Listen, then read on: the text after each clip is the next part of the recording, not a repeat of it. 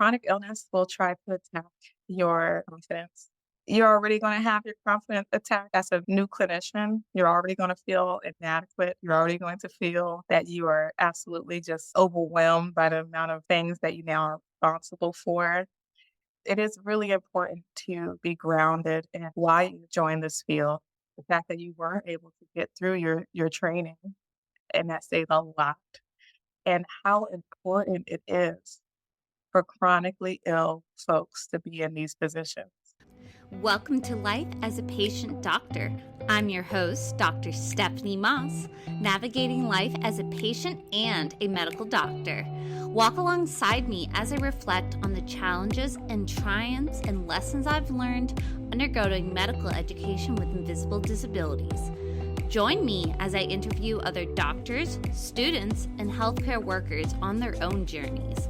Listen to their unique stories on how they balance their health while caring for others in the health profession.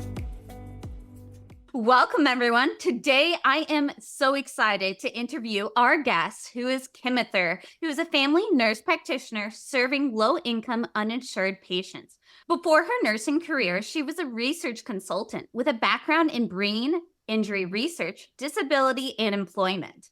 Her goals are to increase provider awareness of healthcare inequity, become a leader in bridging gaps between research and clinical practice in underserved communities, and empower patients to make well-informed healthcare decisions for themselves and their patients. After being diagnosed with stage 4 endometriosis back in 2021, after over 20 years of countless incidents of dismissal, gaslighting, bias, and incompetency, has fueled her own diligence as a healthcare provider and educator that prioritize high-quality, trauma-informed care for all. Kimether enjoys translating complex research findings into easy-to-understand health education for the general community. Engaging in medical missions work and volunteering at her church, she inspires to visit every continent and to one day be pain-free. Furthermore, she also hosts a podcast called Endo Thick of It at Endo Thick of It with her husband, Brandon. The podcast aims to support couples who are navigating chronic illness. Thank you Oh, for being here, Kimether. I'm I'm really so glad. Thanks for having me. Well, oh my goodness, there is so many things. We could talk for hours about everything from our shared diagnosis to medicine, advocacy, but really just take me back. Tell me about your story and journey into medicine. Well, I have always been remarkably curious about human anatomy and pathophysiology. In short, really just quite a nerd and always have been. And I always wanted books for my birthday and for Christmas. And my godmom, I so greatly appreciate, would always give me what I asked for. When I say, "Oh, can I get a book that's about like the human body and everything that goes wrong with it?" And she just would always be able to find age appropriate because I'm like 8, 9, 10 around this time. But one year I was up there, maybe around 11 years old, I learned about Grey's Anatomy, and I'm not talking about the show. So for those who don't know, the name of the show, Grey's Anatomy, is a play on the title of the Human Anatomy medical reference book that was written by Henry Gray back in like, I think it was like originally published in like 1858. And when I learned of that book, I was like, I want this as a gift. And my godmom got it for me, and I still have it. And I just absolutely poured myself into absorbing everything I could about the human anatomy and just how the body worked and all of the names, the Latin names. It's pretty ridiculous. So I knew that I was really fascinated with human anatomy, but I just didn't know exactly what I wanted to do. I assumed I wanted to be a medical doctor, even though I had no idea really what that was.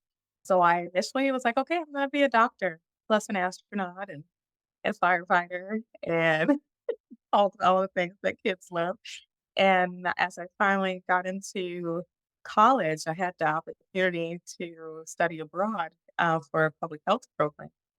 And I just am so thankful for that because it was that public health program that made me decide that I actually want to work in public health and help those who are underserved be able to to have a fighting chance in life, to be able to make well-informed health decisions, to be able to take care of families and their community. And I quickly learned that there was many ways that I could do that. So I took interest in health education, community advocacy work. I eventually started doing research to help inform a lot of community programs.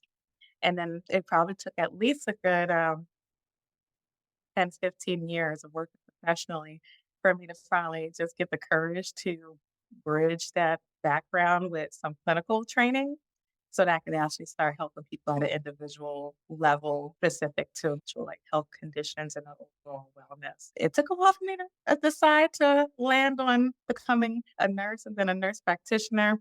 But I can tell you what really made me jump towards being a nurse was a medical mission trip that I took before I was a clinician, of course, and I just was in awe by the nurse practitioners and the nurses on that mission.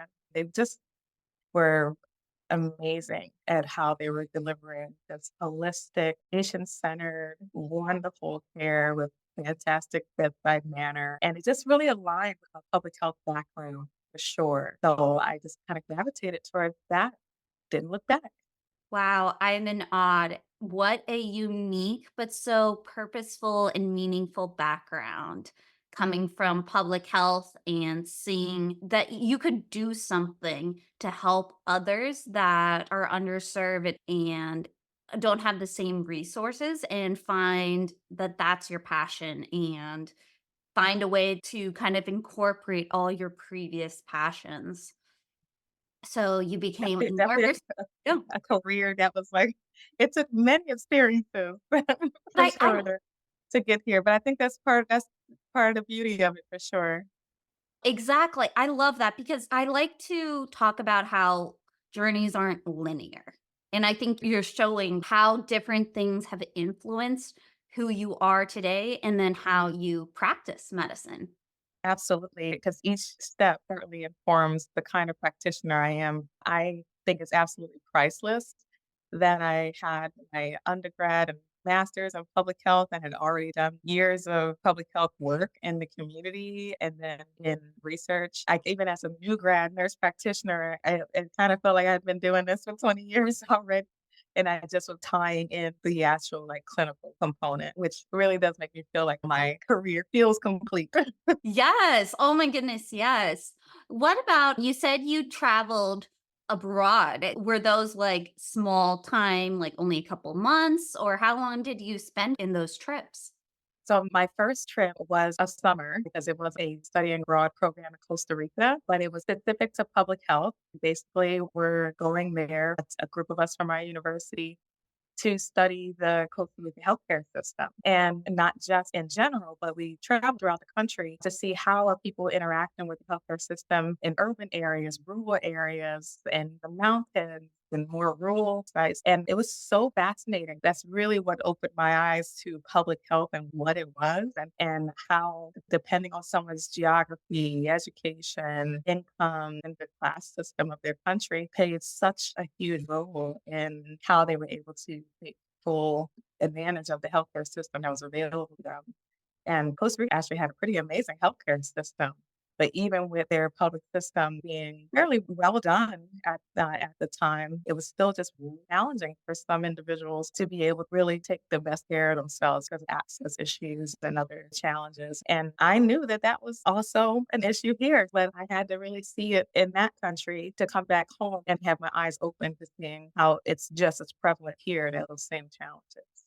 I definitely got the travel bug after that. So, so I do love doing mission trips with my church. And like I say, even before I was a clinician, I had already started doing medical mission work. And I basically would just assist with like project management because I was an analyst after all. So I could absolutely make sure that the operation of a pop up clinic in a rural village could go smoothly. And that gave me front row seat also to what it looks like to provide care in even those challenging environment and how if you just meet people where they are, they can absolutely as well be able to excel in their health management too. They just have to be met where they are. And in this case, it was sometimes this rural village in the mountains But also, I was able to see just how hard it was for them as well to take really good care of themselves, especially with chronic conditions when they were just so far or it's just like so difficult, like 2, 3 hours in a paid car ride to get to like a medical facility or even just struggles with being able to store medication. And again, these are all issues that's right here in the United States. But I feel blessed to have the opportunity to see what it looks like in other places as well and find the parallels and the differences.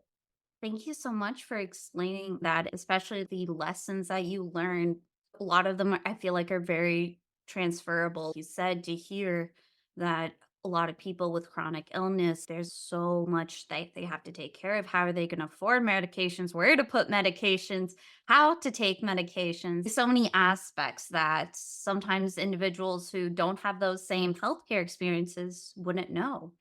Would you say your own healthcare experience had any influence or any connection when you were working with those patients? Well, when doing my mission work, I would say yes, but not the way it does now that I'm working as a clinician. Then I could recognize the impact of the clinicians primarily being white, for example, in an area that would serve people of color and the dynamic that created and how refreshing it was for them to see someone of their skin color being a part of the team or even leading the team. It provided trust. It helped us just facilitate greater patient provider communication because I would sometimes be the first person that they would speak to. And I could just establish that relationship and know that we're here to help. We're not here to be anyone's savior. We're here to address any concerns that you have medically and just do the best that we can. And if it's something that we can't manage, then we'll try our best to see if we can get you to that next step of care. And it truly does make a difference.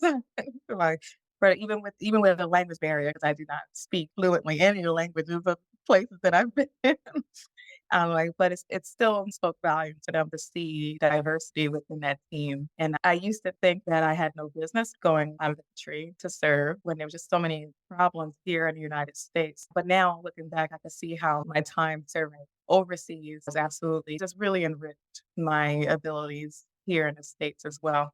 And I use my time here in the States to also hone my skills so I'm even better provider when I go out country. But they deserve to have high quality care that I fight for my patients to get now here in the States. So Yes, I'm so glad you brought up race and how important that is to have a healthcare provider that looks like them. Could you talk more about how having more diverse healthcare workers can have an influence on the care that we provide? I'll try to without taking too much time because I can definitely say in short that it could really have a significant impact. I try to keep in mind that the majority of us trained here in the United States were trained within a medical system that by nature is foundationally problematic, has racist underpinnings, it has a lot of issues with it. I keep that in mind that even with more people of color, more gender diversity, that the buck doesn't stop there. We have to also really be intentional about acknowledging our biases and being aware of what's important to patients. So the biggest difference particularly happens when you have a provider who is very aware that they were trained within a problematic medical training system that even though it has allowed them the privilege of being able to have this position of power as a clinician, that we can still do harm, even when we have really good intent. So I've learned that by remaining really intentional about knowing that I know that I'm going to help patients have a better experience when they encounter this problematic healthcare system that has probably treated them awful over the years or has neglected them entirely or they've avoided entirely for multiple reasons. And so when you as a clinician, when you're made deeply aware of that, which is why I think it needs to really be embedded within our training to be aware of these challenges, then you can actually approach your clinical practice with a greater degree of empathy and a greater awareness of trauma informed care that's beyond just what we learned in a class, but actually is what we could do in real life to not contribute to people's trauma when they're in front of us seeking help. So that is what makes a huge difference. And I have full confidence that providers of any background, of any ethnicity, have the ability to do that. But I keep in mind that people do have a great appreciation for seeing people that look like them or look like a family member. So I just try to kind of keep that all in mind. And I know that I definitely have had patients who were completely defensive, standoffish, however you want to interpret their fear or lack of perceived safety in the moment. That completely dropped once I'm talking with them. And I know that my skin color and even maybe my gender is playing a role there, but I think what they even that it's the full package that I think is what matters. It's the smile that they get, it's the eye contact, it's the acknowledging that, "Man, you did a really big thing today coming to this appointment when I know this is a scary experience. I wanna know why you're here and what I can do to help." Everyone deserves that full package of culturally responsive trauma care, and I think we can all deliver that. I just feel maybe a little like a maybe could I say a little one up by being a Black woman? Like, primarily from my lived experience and knowledge of history, but I know that that's not all. I'm so glad you mentioned trauma informed care because that's also one of my passions. And it is definitely something so important, especially when talking about patients of color and in pain. And there's so many traumas that they can have that are constantly brought up through the healthcare system or re traumatized in the healthcare system. I love that you gave some examples of eye contact, a smile. Is there any other ways that you provide trauma-informed care in your practice or you encourage other healthcare providers to incorporate it? So there's things that I do behind the scenes, and then there's things that are patient facing. Behind the scenes, I really like to ensure that we understand that just because we are providing care to those who are low income and uninsured, that there's no reason why we can't provide high quality care. That even someone with insurance who is not low income would have a good experience. There's an unfortunate expectation that if for those who are uninsured, have low income, that they automatically it's okay for them to get substandard care, to have really long wait, to be overly policed, to be while they're in that setting. There's just is a lot of issues. Every single one of them is a pet peeve of mine.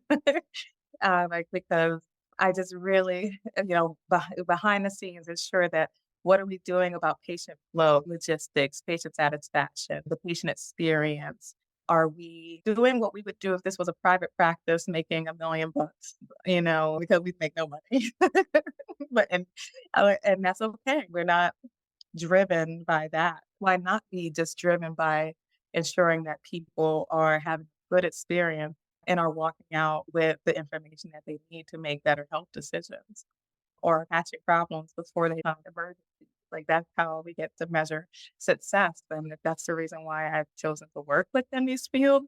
Even as a nurse, I worked at the VA because I was like, I want to serve within, like, a public serving system that isn't as drenched in the private, very monetary driven system. I just gravitate to that for those reasons. So those are advocacy behind the scenes for sure, that it's not acceptable for people to just get just enough, that we should be striving for excellence just like any other practice. Let me get to question one more time because I definitely just want to make sure that I answer it specifically.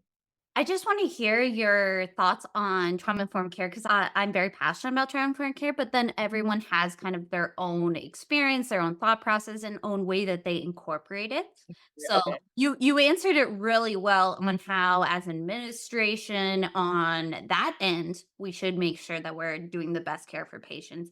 But yeah, I would love to hear also your side as a provider, as a nurse practitioner. great.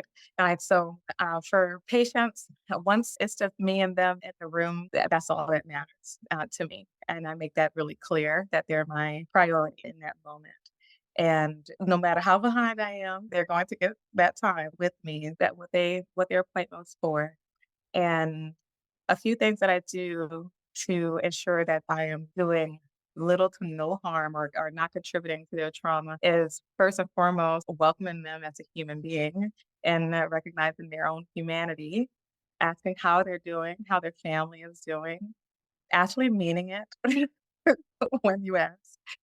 If I'm talking about their health, especially if I have a patient that I'm maybe a new patient where I'm gathering history, I ask history as mindfully as I can because a lot of times as clinicians, we just are like, we got to get the information. And we'll sometimes zoom right past the demise of a pregnancy and zoom right past the death of a parent that just happened maybe a few months ago, because we're just stuck on the mission of let's get this family history.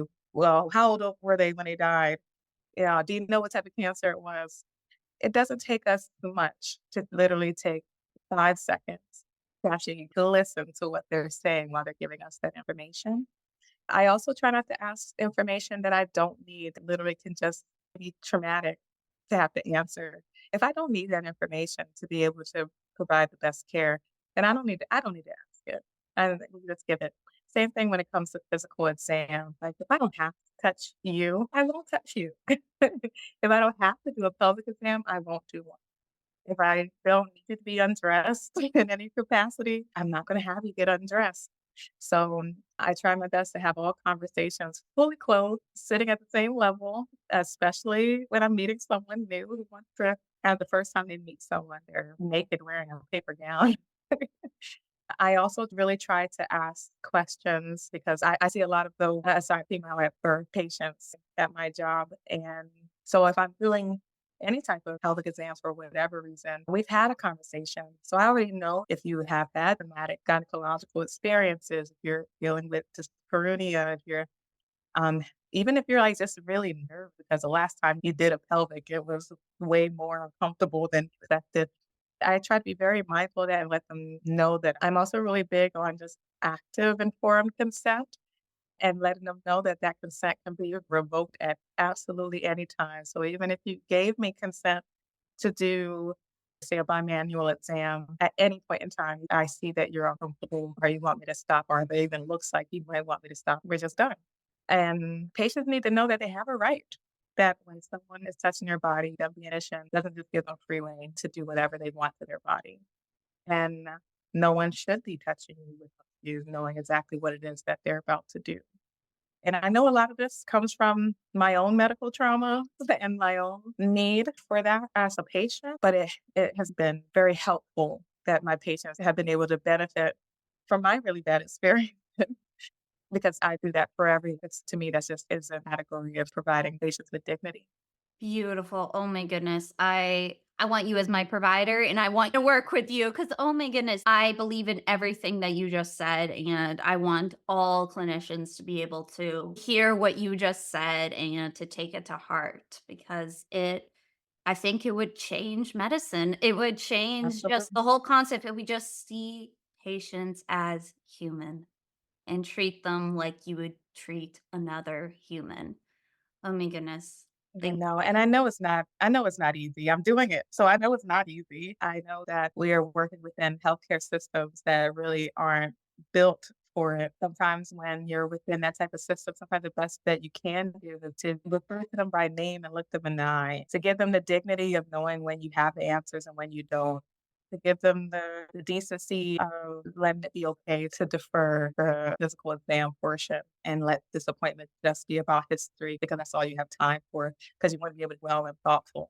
Like there's little things that we could do within the more problematic areas of our healthcare system, but I understand that it's very challenging and sometimes it can burn us out even trying to work against the grain. And I work through it myself and have my own boundaries that I have to set to ensure that I can maintain that personal standard of work ethic because the healthcare system does not encourage it. I like that. And you mentioned briefly of how hard it is to sometimes maintain all this work when the healthcare system is not built for this type of person focused medicine and care. How do you take care of yourself and your own body and mind when you run against this friction? 'Cause I've always been passionate about these patient populations that I've really just been devoting all that I can professionally to for the majority of my adult life. I have tried to make decisions along the way that hopefully helps to facilitate being able to have what I need to be able to do it well. I've worked within the fast-paced 5-minute appointment type setting, and I've worked within hospitals that overwork the nurses and give them tons of patience, so they're really not able to provide anything beyond throwing meds at you with a quick assessment. And I have had to make decisions within my career, not only because I insisted on making certain sacrifices so that I can serve people in a way that I think is most dignifying and respectful, but I've also had to make those decisions because of my own chronic health challenges too. I could not do the 12-hour shifts in the hospitals anymore with 6, 7, 8 patients who with all varying levels of acuity running around like my head cut off because not only was it completely unfulfilling. But for someone who is just maybe a little too empathetic, I would always be that nurse that was there like an hour after the shift ended because I spent a little bit of time with patients instead of charting. So now here I am charting at the end of the day instead.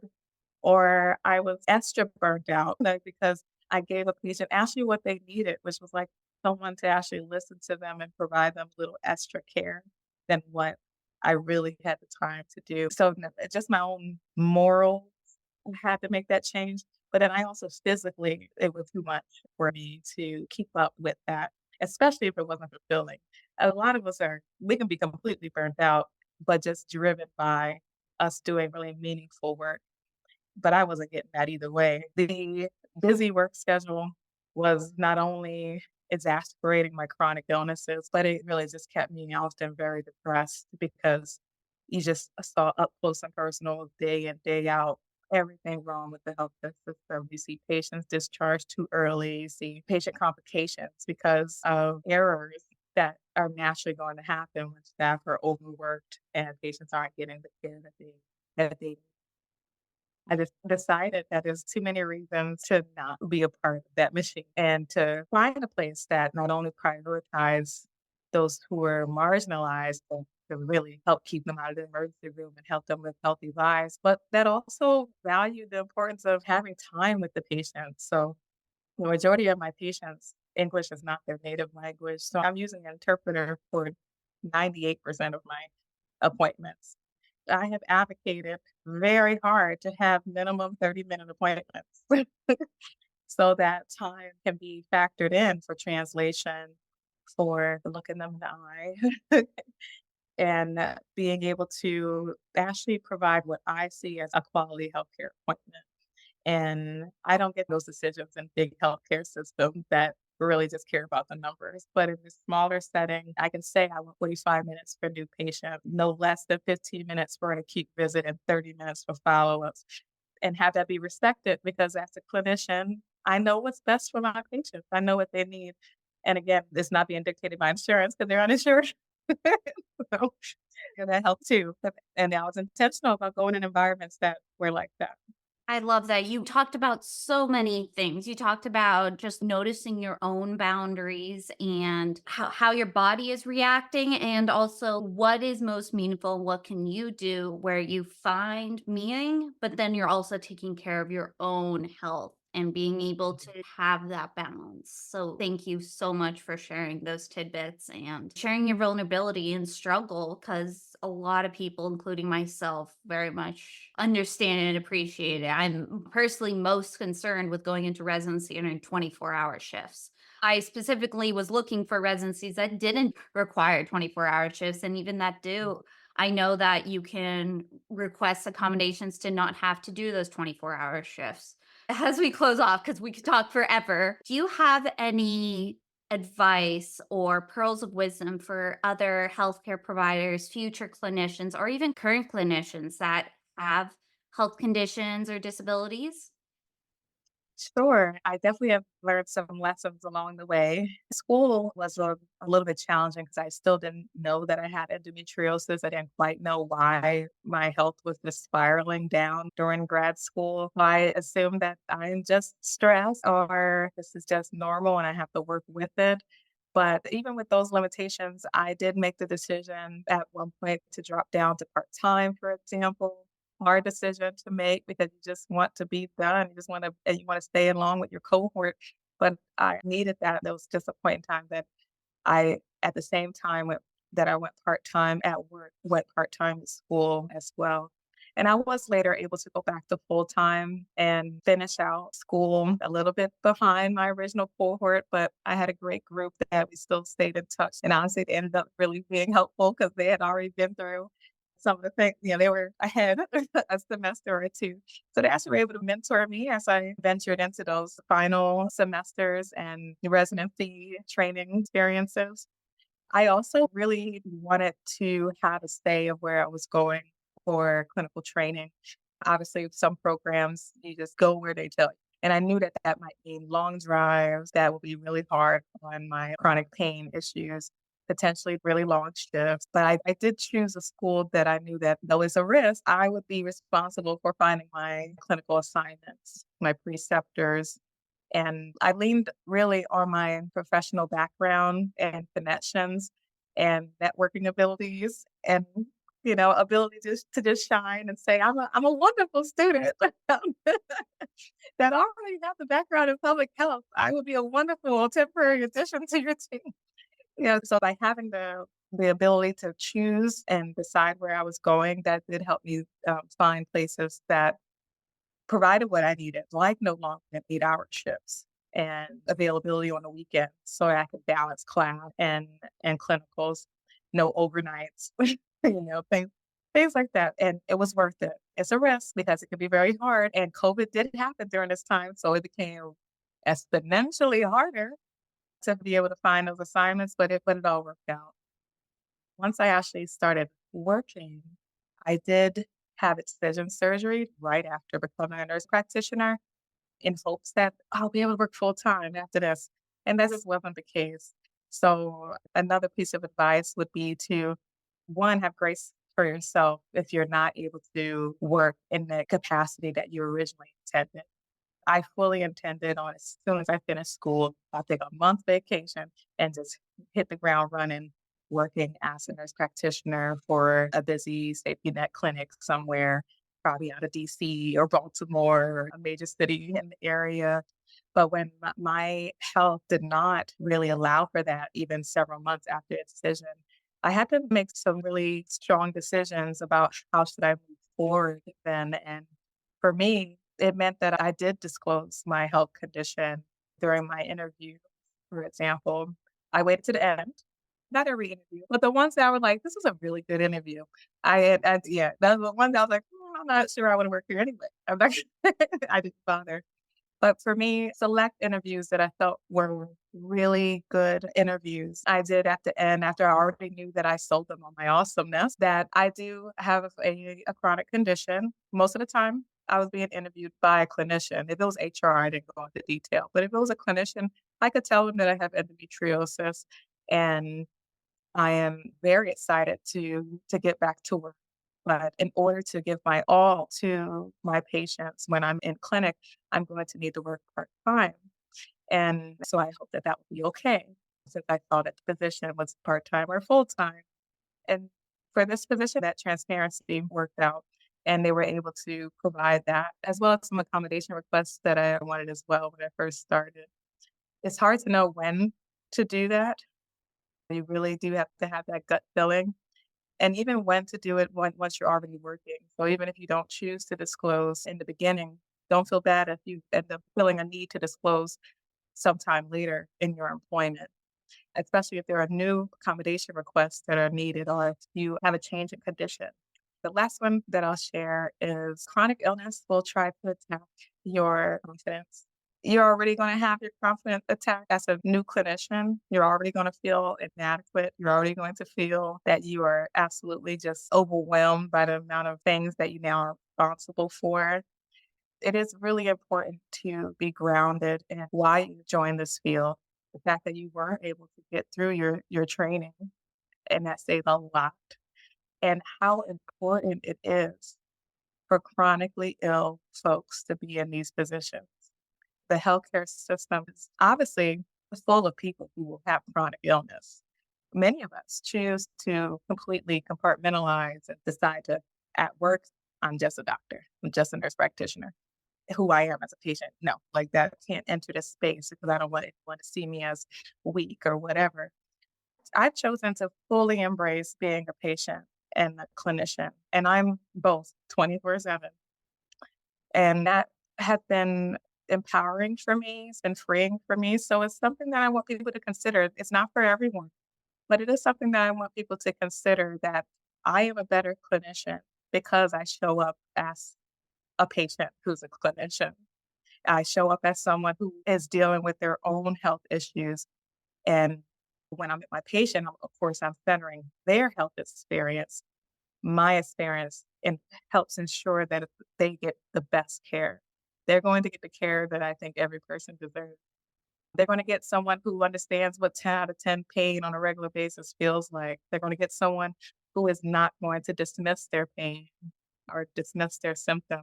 I don't care really what outlandish thing a patient says, that if that's it, if they believe that, I'm like, "Oh, that's an interesting observation. Well, let me write that down, and I'll keep that in mind while we're going through our other questions." And that, because it's so empowering, and I see the beauty of what its patients can do with their health when they have a safe space to manage their healthcare. So it's worth me being transparent and, sometimes needing to use a cane or needing to sit. It's completely fine to me, because especially if it's going to actually help the patient feel better and just more comfortable and safer when they're around.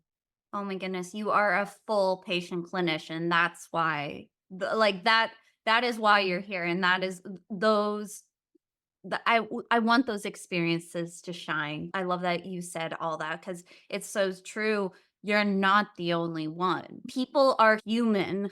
They have to have, if they're not right now struggling, they will struggle with health at some point because that's humanity. Exactly. And have you ever encountered a clinician who actually is dealing with a chronic illness, but because they're within a broken healthcare system that kind of forces them to tough it down, they almost actually do more harm? I've had clinicians who would say, I got really bad periods too. Yours can't be that bad. Or, childbirth was really awful for me. It was ridiculous, but you're just going to have to go through that. Or I have pain issues all the time, and you don't see me complaining. I've seen what it looks like when clinicians also are broken and have experienced their own trauma that they haven't dealt with. Our patients don't deserve that either. So they don't deserve us to be void of emotion and have this image of perfection. And they also don't deserve to have a clinician who has unresolved trauma and issues with their own health, who now is deflecting that onto the patient. Patients deserve to have a healthy, balanced, well adjusted clinician who, even within their chronic illness, has found ways to thrive. We need to continue doing this for our patients, but most importantly for ourselves, because we show up as our best self that way. Yes. Oh my goodness. Thank you so much. And oh, you said something really important. So I want to ask, because a lot of people ask me, and I'm still trying to figure out. So I would love to hear your thoughts on disclosure to patients. How do you do that? And how do you balance when it's appropriate or not? So, disclosure of my health conditions. Oh, great. Okay, great question. So, typically, I don't give specifics of what my health conditions are. I just think that it's too easy for a patient to either compare and think, "Oh no, she has it worse than me," and I might lose the appointment being patient centered. But I am able to disclose that I know what it feels like to not be believed. I've had patients who say, I went to the emergency room and I had all this pelvic pain, especially on the left side. And they kept asking me, am I sexually active? And kept telling them I've never had sex before, and no one believed me. And it was just so embarrassing. And they almost tried to do a internal transvaginal ultrasound on me anyway. In those moments when they're pouring their heart out about a traumatic experience, say, "Oh my god, I had that same exact thing happen to." But I will say you were absolutely right to advocate to not get an internal ultrasound. I'm so glad that you spoke up. It was wrong that they kept asking you.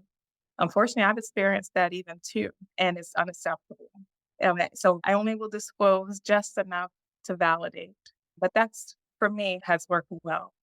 Now, for patients who even specifically have my condition, even in that case, I haven't specific said, "Oh, I have endometriosis as well," or adenomyosis, because again, my concern is that they might center me.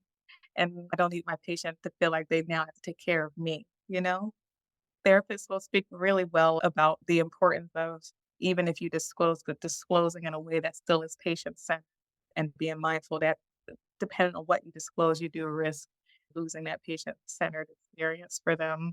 So that's worked well for me for now. Now, where I do disclose is when I'm doing specific work in endometriosis. If I'm speaking to an endometriosis patients, for example, in a group setting, a support group, and I'm giving a presentation about endometriosis and its pathophysiology, clinical manifestations, things like that. I really do and love in those cases incorporating my personal experience, especially if I'm speaking to clinicians. But even if it's a community, I like to incorporate it. But I think that we have a special opportunity when we're teaching about our conditions, especially if you have a condition that is so poorly understood by the healthcare system, to resonate in a unique way when I'm providing clinical education from both a practitioner and patient standpoint. I get med students' attention way more than they'll give their professor attention if I go through, like, here are the various symptoms that can show up with endometriosis. And I could tell you that I've experienced every single one of those except for two, and let them know how students just like them have dismissed me in the past because it didn't make sense to them that someone could have all these symptoms and it could be caused by one condition, that it just gets their attention in a new way. That's why I love talking to med students. I like to get them before they get, impacted by life and before certain things have completely locked in to their brain. So if I could catch the med students in like their first and second year to teach them about endometriosis from a clinician and patient standpoint, the best, the best. Oh my goodness. Yes, I love that. That's such great advice. I like specifically you said disclose to validate. That purpose is very helpful as a patient clinician, patient doctor myself, or a future doctor. It's really helpful when navigating those tricky situations to disclose how much to disclose. Will it be helpful? Will it take away from the patient? Because all we want to do is do the best for the patient and we don't want to cause harm. So it's really good to hear positive experiences and how to make sure you're being as supportive as possible and it being a benefit instead of a harm or just not as helpful. Absolutely. It's try to tell folks that I try to save all the traumatic elements of my chronic illness for my therapist, not not for my coworkers or my patients. Oh my goodness. Yes, right. Exactly. There's a balance, but I think you provided some really great strategies of how to work on that balance and also where it is really helpful to disclose specifics when you're talking about education, whether it's just educating a group of patients or educating other clinicians or clinicians in training on how to best approach patients and how to see endometriosis as all these different symptoms instead of just putting it in a box. Because I think that is definitely a challenge of when we're learning about endometriosis. We sometimes we think it's only about the pelvic floor or only about one organ when there is so many aspects, so many symptoms, so much that it's such a very unique experience for Oh, all of yeah. us. Oh, yeah, and just the heterogeneity of it. It's hard for clinicians to wrap their head around that, and I understand that, so it helps to give them, like, a real life example. Then they're able to ask questions as both a clinician, but also as a patient, like, "What did you wish a doctor said when you presented with these symptoms? Like, what would have been better?" Than what you experience. I'm really excited just about this generation of medical students who really do want to do what's best. No one's going into this to cause harm, and people really do have genuine interest in learning how to better care for patients of our society, and I love that. So anyone willing to listen, I'm always happy to share. Well, that's what you're doing right now. So thank you so much for sharing just a little slither of your story that brought you into medicine, you being a little science girl, a reader, and getting into the Grey's Anatomy, trying to understand how the body works and being taken abroad and just being enamored with public health and understanding population health and how systems and society can have a direct impact on someone's health and someone's health care, and how you then brought those experiences back to the States and you were able to get your master's in public health and then your nursing and then your nurse practitioner, and still as a nurse then use your skills now as a clinician with a public health background to help individuals in rural villages, going on medical missions trips, and really showing how you can be there, learning how to be humanistic, learning how to really foster that communication and trust with a patient. And you also talked about how just important it is to provide trauma informed, empathetic care where you take the time to be with the patient and provide them the utmost care that they deserve, that you maybe as yourself as a patient maybe did not have, but you want it for your patient and you advocate that to happen. You advocate ever our healthcare system to also be patient centered, to provide them the highest quality care. Even if they can't afford the best, they deserve the best, and so they receive the best. And Absolutely. None of us is going to get the quality care that we deserve without ensuring that we're taking care of those who need the care most.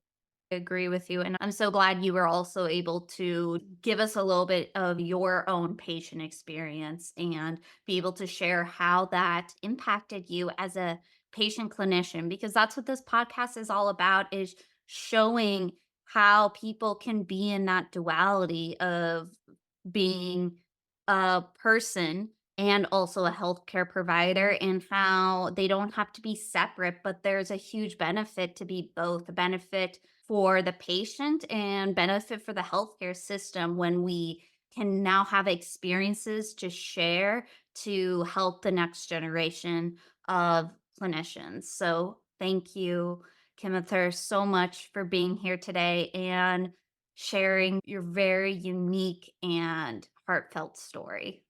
Thank you so much for having me. We definitely could talk forever. So, but thank you so much for this opportunity. And I hope we get to talk again soon. We also didn't mention the vice president of Peach Corp. So you want to quickly Oh, mention okay. So, that? yeah, one of the ways that I try to formalize my advocacy efforts in the endo PCOS space is that I joined the board of the Peach Corps. The Peach Corps is a 501c3 nonprofit organization that raises awareness for those three conditions. And we're having our first in person patient conference this May. So, May 17th to the 19th in Yonkers, New York. So, for anyone who might be interested in attending that event, certainly make sure that you're following us on Instagram at peach underscore core, CORPS. And we'll soon be putting the early bird tickets on sale. And that there will be surgeons, practitioners, patients, professional certified patient advocates.